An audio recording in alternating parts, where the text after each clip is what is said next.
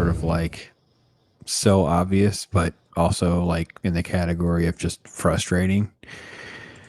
Larry Hama, who is literally one of like the quiet legends of great writing in comic books. He's like totally like the G.I. Joe guy. If you're into G.I. Joe, the comic book leading into the animated series and all of that is just totally this guy. So Larry Hama talks in an interview about being blacklisted.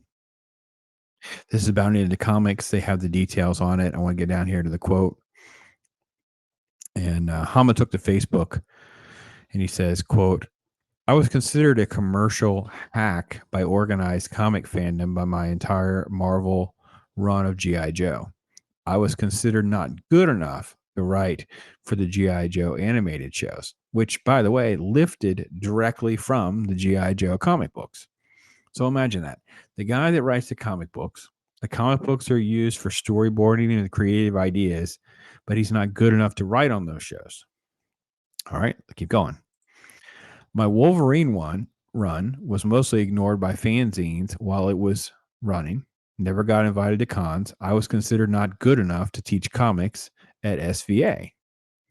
So the dude that's literally like tearing it up back in the day, G.I. Joe, Wolverine, these kinds of things, can't get a gig doing the animated work, can't get it, doesn't get invited to cons. I've never met him. I've never met Larry. I was at one where there was like a panel or something,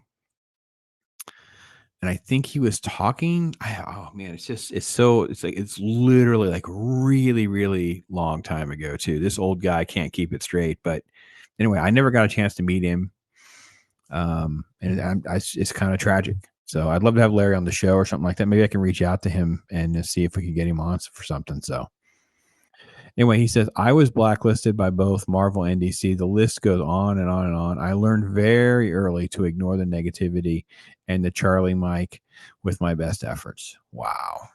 Wow. Larry Hama. There's the screenshot of the comment. And yeah. Wow. He says, I made the mistake of telling one head honcho that his brilliant online fumetti could be shot for his allotted but could not be shot for his allotted budget, and there wasn't enough bandwidth in the universe at the time to put it up. There wasn't. The result was that he fired the entire online department, and none of the editors would return my call for years. The other two head honchos were pissed, and I turned down a job offer because I thought the project should have been written by a woman. Wow, holy crap. Larry Hama is fire, man. He is a dude. He's a man. He doesn't care. He's like, you can't do that. It's not going to work. Like back in the day, Larry Hama stirring it up. Wow, that's great. That is so good. Larry is so next level on so many levels. Just, yeah. There you go. Blaine Benson asked, how did you get blacklisted and for long? And he just kind of goes into some of the details. Let's see. Despite being blacklisted, he says, I have no grudge against Marvel or DC. They're corporate entities. I was done I was done dirty by executives who are no longer either company. I harbor no enmity towards editors, artists, or writers who stabbed me in the back, conspired to have me fired off books so they could write themselves, took credit for my work, etc. As an old compadre, Howard Shakin, stated, my revenge is living well, having a loving family, wonderful friends, and loyal fans. Wow. Good on you, Larry. Good on you. Good on you, Larry. Anyway, so he did recently return to Marvel Comics into last year. He did the Wolverine patch with Adrian DeVito. In 2001, he wrote X-Men Legends. He did a Conan 25 and did an Iron Fist Heart of the Dragon miniseries. Well, good. Good. He did some DC work back in 2015 on Convergence. There's Wolverine patch. I saw this cover. I don't think I've read this. Pretty sure I didn't. Oh no, that's new. That's a new thing. I definitely haven't read it. Hama also admitted he struggled writing G.I. Joe because fanzines were not covering his work. He says, you have no idea how difficult it is to sit down every month and write another G.I. Joe story when no fanzine would even deign to write a review. I got no support from organized fandom.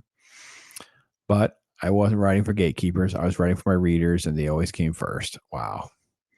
Yeah, there is so true. I don't remember there being any promotion of GI Joe. GI Joe was one of those like word of mouth books that people that were into reading it would read it. And I remember anytime I always read it, I'll say this about what I enjoyed. I enjoyed that you could just kind of pick up an issue, have a decent time, and then not read the next one or whatever, and then pick it up again, read it, have a good time. So it wasn't like a book you had to like be religiously following, and yet at the same time, it didn't. It never sort of like turned down its nose for you. Like I hate these books where like you can't get in, you don't know how to jump in because there's so many inside baseball references and things like that. There's no editing or anymore and things like that. So, but listen, this is not the first or the last guy that's going to come out and say, "Yeah, I'm treated like crap."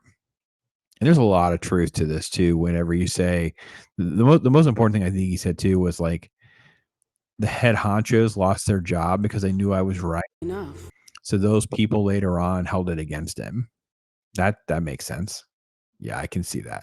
All this stuff here where it's like that people got the whole online group got fired. So when they were in positions of power, that type of stuff is very, very common in all of entertainment across the board, newsrooms, journalism, bloggers, the whole thing. It's all the same.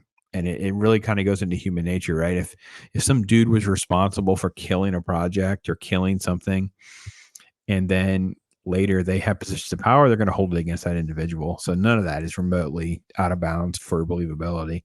And if it's taken this long for him to kind of land back in Marvel or DC or both, that's that. And again, he did like miniseries and stuff. He's not like there taking over a new title or something like that. Lord knows we need him. Gosh knows we need him.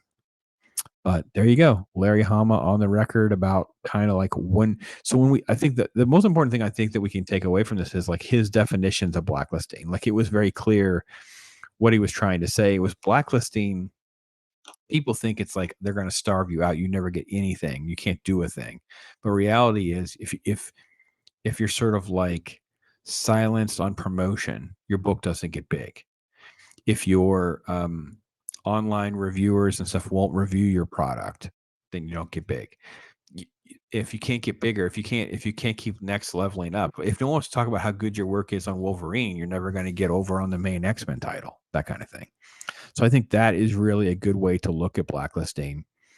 And his story is definitely not the only one. We've talked to, I remember talking to Mike Vosberg on this channel, as well as others who've kind of talked about it in different ways that kind of fit their personal stories and journeys. And there's Larry Hamas, and there you go. So I'm Pops. Tell me what you guys think. Are you familiar with Larry? Are you familiar with some of his work? Do you have a favorite? Those kinds of things. Let me know. Love to hear your guys' thoughts. I'm Pops.